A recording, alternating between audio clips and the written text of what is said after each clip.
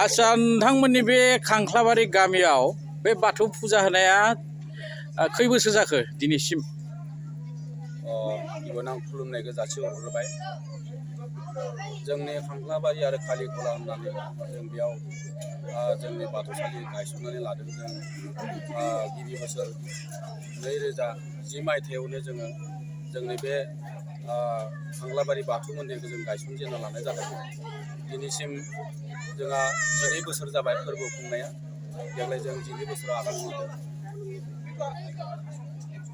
दिनै 12 बोसोर जाबाय बेहाय। 12 बोसोर जाबाय बा। गिबि बोसोरा जों 2010 मायथाइयाव जोङो गायसनजेनदोंमोन। बेहाय खांख्लाबारियाव टटेल बेसेबां बर' न'खर दं? जोंनाथ' गासै दा जोंनि नैबे मन्दिरनि सिङाव बा मन्दिरनि आन्दाराव गासै 185 न'खरा जों गाबोन ज' जानानै जोंनि बे मन्दिराव जों फुजाखौ जों फालिबाय थादों। जोंनि जिहेतु बाथौ फोरबोनि जा नेमखान्थि दङ बेफोरखौ लानानै जों दिनैसिम सोलिगासिनो दं।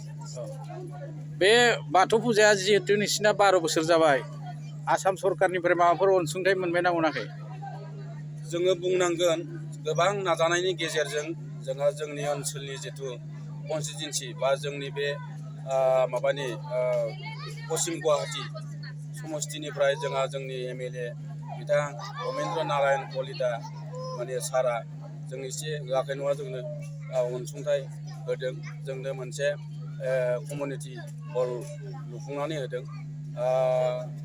दिनै 5 बोसोरसो जाबाय बे होनाया। बेयाव बिथाङा जोंनो 2 लाख रां होदोंमोन।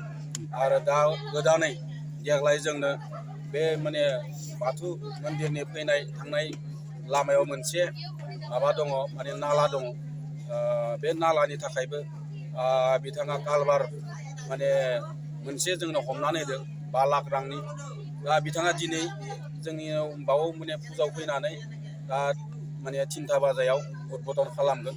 बिथाङा फैगोन जोंनि गेजेराव, बिथां रमेन्द्र नारायण कलिता MLA।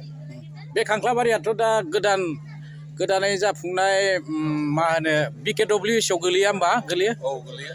बे जोंनि शिबा मिहिनेश्वर बसुमतारी बिथाङा नोंथांमोननि बे बाथौ मन्दिर नामाव माबाफोर होगोन बुंदों नामा? दा जोंनि जा जिथु BTC रायजोनि जा जिथु माने बर' कसारि वेलफेयार अट'नमास काउन्सिल होनना जों गोदानै मोनफुंनो हादों। जोंनि इउनाइटेड बड' पिपल अर्गानाइजेसननि दैदेननायाव बिथां जे माने दाजेन बुनाय माने गाहाय आफादगिरि, दा बिथाङा जोंनि बर' कसारि गाव हायुङारि खुंथायनिनो सासे चिफ महरै बिबान मोनबाय बिथां मिहिनेश्वर बसुमतारी सारा। जोंनो जेबो होथ'वाखै, दा गोदानै नालाय। जेब्ला सरकारा माखासे रां अनसुंथाइ हरगोन अब्ला बिथाङा होआ होनना बुङा, होनांगोन। आरो जों बिथांमोननिफ्रायनो दा गोदानै सारनि चिफ सारनिफ्राय नङाब्लाबो जोङो बिथांमोननिफ्रायनो मोननो हादों मोनसे जोंहा कमिउनिटि हल होनना बुंनानै जों मोनसे मोनदों 5 लाख रांनि। दा बेखौ जोंनिनो बे BTCनि गाहाय माने मासिगिरि चेयारमेन गाम्बारु मसाहारि सारा थांनाय माने दानाव जोंनो बे कमिउनिटि हलनि मुङाव 5 लाख रांनि मोनसे अन्थाइ खाम्फा गायसननानै बिथाङा बेखेवजेननानै गालांखाबाय। दा फैसा फैब्लानो जों मावफुंनो हागोन। जों बिथांमोनखौ हाजासे जों रोजा रोजा साबायखर होदों। नोंथांमोननि साननाया जाफुंथों। लोगोसे आफा बोराइ बाथौनि नामाव खनसे जै होनानै जोंनि हाबाफारिखौ दिनै एसेयाव फोजोबनोसै। जै होदो। जय आफा बोराइ बाथौनि, जय आफा बोराइ बाथौनि, जय आफा बोराइ बाथौनि। साबायखर।